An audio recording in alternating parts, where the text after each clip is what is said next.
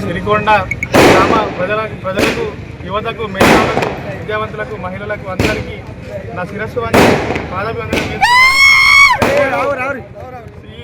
ఈ ఎలక్షన్ను చాలా ఛాలెంజ్గా తీసుకొని వాళ్ళు ఎన్ని ప్రేలోపలకు మీకు గురి చేసినా వాళ్ళు ఎంత అది చేసినా కానీ మీరు మాత్రం నీతి వైపు నికాసైన కార్యకర్త వైపు నీతి వైపు మీరు అడుగులేసిళ్ళు. మీకు పేరున మీకు పాదాభివందనం చేస్తున్నారు.